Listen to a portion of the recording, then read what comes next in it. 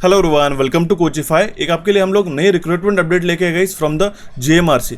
ये है total 424 post के लिए। ये किसके द्वारा रिलीज कर दी गई है? गुजरात मेट्रो रेल कॉर्पोरेशन जेएमआरसी द्वारा। यहाँ पे आप इसका सबसे पहले तो एडवर्टीजमेंट नंबर ध्यान में रखा करिएगा, क्योंकि यह फ्यूचर अपडेट्स के लिए आपको काम में आता है। ये पोस्ट है recruitment for the notification of operation and maintenance personal non executive post. इसकी जो डेट थे वो 10 मई 2023 की थी। सबसे इंपॉर्टेंट बात है कि यहाँ पे बताया गया कि जो रिक्रूटमेंट है ये अराउंड फॉर द 5 ईयर से इनिशियली, ठीक है, कॉन्ट्रेक्चुअल बेसिस पे। और इसके बारे में हम लोग जो बाकी इन्फॉर्मेशन है वो भी हम लोग एक बार डिस्कस कर लेते हैं। सबसे मेजर चीज़ है कि इसके 10 मई से, दैट मीन्स कल से आपका इसका जो फॉर्म फिलअप है प्रोसेस वो शुरू हो चुका है। इसकी लास्ट डेट रहने वाली है हमारी, वो है 9 जून तक, 9 जून 2023 तक। अराउंड हमारे पास में 1 मंथ अवेलेबल है, लेकिन आप उसका अच्छी तरीके से नोटिफिकेशन पढ़ के आप उसको अप्लाई कर सकते हो, ठीक है। इसकी मेजर बात यह है कि आपके जो डेट ऑफ टेस्ट है, मतलब हमारे पास में एग्जामिनेशन डेट जो है ये ऑलरेडी बता दी गई। इसका टेंटेटिव डेट्स बताया गया, जो कि हमारा जुलाई 2023 में। अगर हम लोग आज की डेट कंसिडर करते हैं, आज की डेट है 11 मई, ठीक है, तो अराउंड आपके पास 2 महीना अवेलेबल है। ये जून के मिड में या जुलाई के मिड में या फिर जुलाई के स्टार्टिंग में एग्जामिनेशन हो सकता है, ठीक है। अब इसमें कौन से नंबर ऑफ पोस्ट है, उसके एलिजिबिलिटी क्राइटेरिया क्या है, ये सारी चीजें हम लोग यहाँ पे एक बार देख लेते हैं। देखिए, सबसे पहले हमारे पास पोस्ट है SO RTO station controller and train operator. इसके नंबर ऑफ वैकेंसीज है 150 वैकेंसीज। इसमें क्या क्वालिफिकेशन मांगा गया है? डिप्लोमा मांगा गया है in electrical, mechanical, computer engineering और electronics and telecommunication discipline from the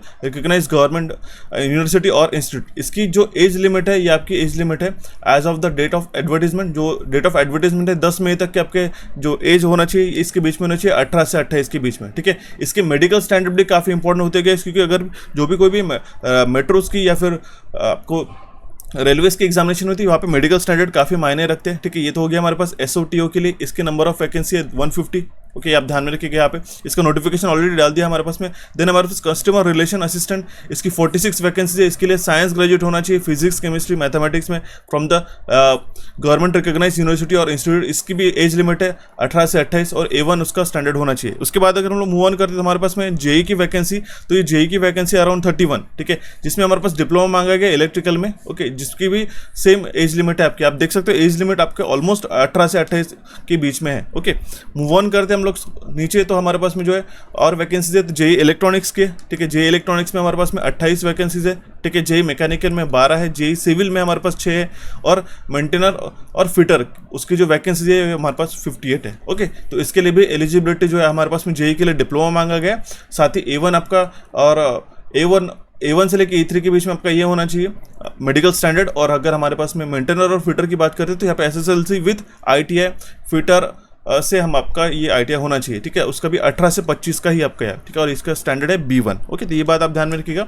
scroll down करते गए हमारे पास में और मेंटेनर इलेक्ट्रिकल की भी रिक्रूटमेंट है, ये हमारे पास में इसमें 60 है, ठीक है। आप देख सकते हो इसमें नंबर ऑफ वैकेंसी ज़्यादा है, 60 है। इसमें भी हमारे पास में 2 साल का ITI मांगा गया है, 18 से 25 साल का एक एज लिमिट बताया गया, और B1 इसका स्टैंडर्ड होना चाहिए, ठीक है। मेंटेनर इलेक्ट्रॉनिक्स का नंबर ऑफ वैकेंसीज है 33, ठीक है। तो ये कंप्लीट वैकेंसीज मिला के हमारे पास में 424, ये काफ़ी अच्छा नंबर होता है गाइस, ओके। तो ये हमारे वैकेंसीज रिलीज कर दी गई, ओके। अभी आप फिलहाल इसके बारे में मत सोचिएगा कि कॉन्ट्रेक्चुअल है नहीं है, ठीक है। इसको अप्लाई करके डेफिनेटली आप देख सकते हो। मेजर चीज़ क्या है यहाँ पे इंपॉर्टेंट है कि candidates can not applied for more than 1 post. एक से ज़्यादा पोस्ट के लिए आप अप्लाई नहीं कर सकते, इसलिए ध्यान से फिलअप कीजिए गाइस। ऐसा नहीं कि जल्दबाजी में आपने सारे फॉर्म देख लिया। रिक्रूटमेंट को जो भी नोटिफिकेशन होता है उसको प्रॉपर अच्छी तरीके से पढ़ना रहता है, ठीक है। उसके बाद में हमारे पास में candidates after selection are likely to be posted in Ahmedabad, Gandhinagar और any projects of GMRC anywhere in Gujarat, ठीक है। आफ्टर सिलेक्शन आपको गुजरात में पोस्टिंग दिया जाएगी, चाहे वो अहमदाबाद हो, गांधीनगर हो या फिर कोई भी और GMRC का रीजन हो, करेक्ट। नेक्स्ट है हमारे पास में जो क्वालिफिकेशन मांगा गया है, मिनिमम क्वालिफिकेशन बताया गया, ऑलरेडी मेंशन है, डिप्लोमा है करके, या डिप्लोमा, डिग्री, ITI, ओके। और इसके लिए हमारे पास में अगर वो कोई परसिविंग है तो वो भी अप्लाई कर सकते हो, ओके। जॉब प्रोफाइल क्या रहने वाला है यहाँ पे बता देता हूँ, ये आप पढ़ लेना गाइस अच्छी तरीके से। मेजर चीज़ जो है हम लोग यहाँ पे आते हैं कि एग्जामिनेशन कैसे होने वाले, पेपर बेस्ड रहेगा इसका आपका रिटर्न टेस्ट के ऊपर, ठीक है। रिटर्न हमारे पास में ऑब्जेक्टिव टाइप के क्वेश्चंस रहते हैं। रिटर्न टेस्ट हमारे पास में 100 मार्क्स का, और गुजराती लैंग्वेज टेस्ट है हमारे 20 मार्क्स का, ठीक है। ये हमारे 120 क्वेश्चंस का एक पेपर रहेगा, जिसमें आप देख सकते हो securing minimum score general category candidate 60% mark and reservation category SC ST OBC EWS candidate 50% marks. In the test of Gujarati language shall be only considered for the selection. मतलब हमारे पास में 60% मिनिमम मार्क्स होने चाहिए, 12 मार्क्स आउट ऑफ 20 मार्क्स आपको होने ही चाहिए अगर आप ओपन से बिलोंग करते हो, और अगर आप 50% है तो हमारे कैटेगरी से बिलोंग करते हो तो आप 10 मार्क्स जो है आपको मिलने ही चाहिए, सो दैट आप उसको एलिजिबल हो सको। ओके, चाहे जितना आप मार्क्स रिटर्न टेस्ट में क्यों ना ला लो। The marks in Gujarati language will not be considered for merit listing. ठीक है, और इसमें भी ये बताया गया कि ये गुजराती लैंग्वेज टेस्ट के मेरिट के लिए नहीं डिफाइन किया जाएगी। ओके, लेकिन यहाँ पे जो आपका इवोल्यूशन होगा ये हमारा रिटर्न टेस्ट के ऊपर होगा। ओके, अभी हम लोग मूव ऑन करते हैं एग्जामिनेशन पैटर्न का। एग्जामिनेशन पैटर्न में आपको जैसे 120 क्वेश्चन बताया गया, तो आप ये ध्यान में रखिएगा ये 20 क्वेश्चन तो आपको लैंग्वेज टेस्ट ही है। ठीक है, इसके बाद अगर हम लोग देख लेते हैं कि जो स्टेशन कंट्रोलर और ट्रेन ऑपरेटर के लिए जो और कस्टमर रिलेशन असिस्टेंट के लिए हमारे पास में 2 घंटे का टेस्ट रहेगा। ठीक है, जिसमें आपको देखो ऑलरेडी बता दिया लैंग्वेज, लॉजिकल एबिलिटी और रीजनिंग के ऊपर 20 क्वेश्चन रहेंगे। ठीक है, क्वांटिटेटिव एप्टीट्यूड के ऊपर 20 क्वेश्चंस रहेंगे गाइस। ठीक है, जनरल इंग्लिश के ऊपर 20 क्वेश्चंस रहेंगे। ठीक है, और टेक्निकल के ऊपर आपके 40 क्वेश्चंस रहेंगे। ठीक है, इस तरीके से मिलाते हुए देखिए यहाँ पे 60 क्वेश्चन नॉन टेक्निकल के और 40 क्वेश्चन आपके टेक्निकल के रहेंगे। ठीक है, मूव ऑन करते हैं हमारे पास में नीचे, तो मेंटेनर के लिए भी हमारे पास में टेक्निकल के जो क्वेश्चन है गाइस, ठीक है, वो 40 क्वेश्चन है, लैंग्वेज के 20, सेम आपके पास 15 क्वेश्चन क्वांट्स के, रीजनिंग के, और 10 क्वेश्चन हमारे पास में क्वांट्स के और जनरल इंग्लिश के 15 क्वेश्चन है। ठीक है, तो ये हमारा एग्जामिनेशन पैटर्न रहने वाला है। यहाँ पे नेगेटिव मार्किंग की बात की गई है, there will be negative mark for wrong answer and mark. ठीक है, अब देखिए यहाँ पे कितना नेगेटिव मार्क रहेगा, 1/4।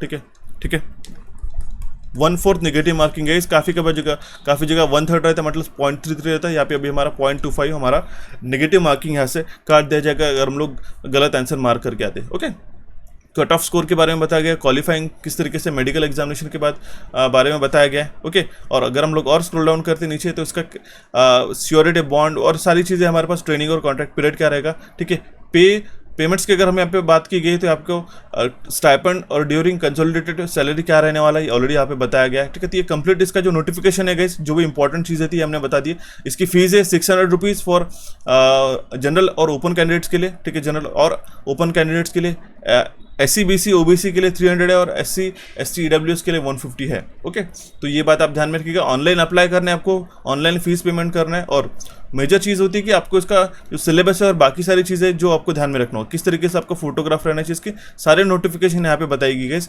इसको आप अच्छी तरीके से फॉलो कर सकते हो। ठीक है, बाकी जनरल इंस्ट्रक्शन है, जो मेजर चीज़ें थी जो आपको मैंने बताई, नंबर ऑफ पोस्ट, आपको कब से कब तक फॉर्म फिलअप करना है, ये सारी चीज़ें मैंने यहाँ पे बता दी गाइस। 1 बाय 1 सारी चीज़ें फॉलो करना होगा। ठीक है, और अगर आप ये चाहते हो कि किस तरीके से प्रिपेयर करें इसके इंग्लिश और इसके जो बाकी लैंग्वेजेस के लिए, जैसे अगर हम लोग बात कर लेते हैं हमारे पास में क्वांट्स का किस तरीके से प्रिपेयर करें, क्योंकि ये जो सिक्योरिंग सब्जेक्ट है, चाहे जितना आप टेक्निकल पढ़ लो, सिर्फ 40 क्वेश्चन आने हैं। ठीक है, सिलेक्शन तो पूरा 60 क्वेश्चन के ऊपर होगा, उसमें भी इंग्लिश आता है, ये भी काफी इंपॉर्टेंट है। हालांकि हम लोग लॉजिकल एबिलिटी रीजनिंग में 20 क्वेश्चन में से हम लोग around 15 plus question correctly solve कर लेते, क्योंकि आजकल वो इजी पैटर्न नहीं रह चुका है जो हमें पहले 2015, 16, 17 में मिलता था। ठीक है, अभी थोड़ा लेवल अप हो चुका है। क्वांट्स में अगर आप चाहते हो 20 क्वेश्चन 20 on 20 किस तरीके से रहे, तो मुझे जरूर बताइए कि हम लोग इसके ऊपर सेशन प्रोवाइड करा देंगे। प्लस इंग्लिश का भी हम लोग आपको बता देंगे किस तरीके से प्रिपेयर करें, क्या एग्जैक्ट क्वेश्चन एग्जामिनेशन में बनते करके। ठीक है, तो ये था हमारा कंप्लीट एक short introduction on the new recruitment. I hope आपको इसके बारे में सारे इन्फॉर्मेशन क्लियर हो चुकी होंगी। कोई भी रिक्वायरमेंट आती तो प्लीज़ मुझे कमेंट बॉक्स के माध्यम से कमेंट करके बताइएगा, हम लोग